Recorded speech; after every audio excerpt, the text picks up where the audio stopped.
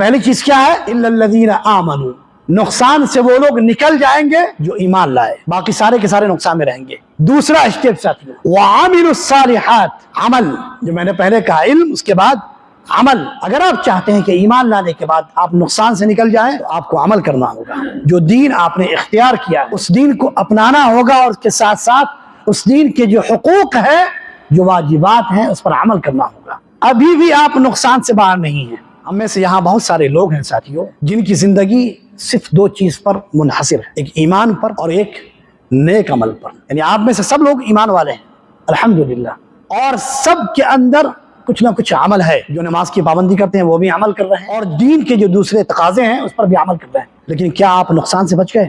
کون ہے آپ میں سے جو یہ کہہ سکتا ہے کہ میں نقصان سے بچ گیا کیونکہ میں تو ایمان والا ہوں، میں عمل بھی کر رہا ہوں؟ نہیں ساتھیوں، ہم آپ سب کے سب ابھی بھی نقصان میں ہیں۔ جب تک کہ تیسری چیز اور چوتھی چیز آپ کے اندر نہیں آئے گی اس وقت تک آپ نقصان سے باہر نہیں نکلیں گے۔ تیسرا اسٹیپ کیا ہے؟ وَتَوَاصَوْا بِالْحَقِّ، حق سے مراد دین ہے، حق سے مراد خیر ہے، حق سے مراد ہر وہ عمل ہے جو آپ کو اللہ کے قریب کر، جس کے ذریعے اللہ آپ سے خوش ہو جائے۔ ہر وہ چیز ہے جو آپ کو نقصان پہنچائے، جس سے آپ کا بچنا ضروری ہے، یہ حق میں داخل ہے ساتھیوں۔ پورا دین حق ہے، تو دین کو سیکھے بغیر آپ دعوت دے سکتے ہیں؟ کوئی بھی شخص، آپ خود سوچئے، خود فیصلہ کیجئے، اللہ کو جانے بغیر، اس کے رسول کو جانے بغیر اور دین کو جانے بغیر آپ کیا دوسرے کو بتا سکتے ہیں؟ کیا ایک انسان جو خود جس کے پاس علم نہ ہو وہ کسی اور کو کیسے سکھا سکتا ہے؟ اور یہیں پر ایک اہم پوائنٹ میں بیان کر رہا ہوں ساتھی، اسلام کے نام پر بہت ساری جماعتیں بنائی گئی جنہوں نے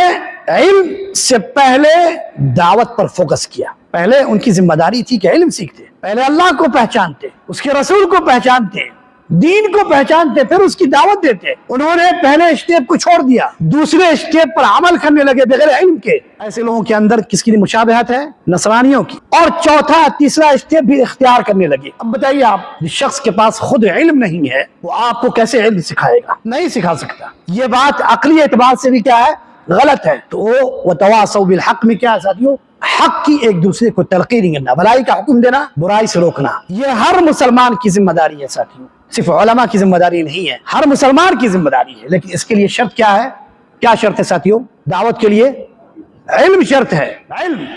اور اسی مزید میں نے بیان کیا تھا، قرآن مجید کی وہ آیت آپ کو پڑھ کے سنائی تھی، قُلْ هَذِهِ سَبِيلِي أَدْعُو إِلَى اللَّهِ عَلَى بَصِيرَةٍ۔ کیا نبی صلی اللہ علیہ وسلم آپ کہہ دیجئے کہ میں لوگوں کو اللہ کی طرف بلا رہا ہوں علم کی روشنی میں، شریعت کی روشنی میں۔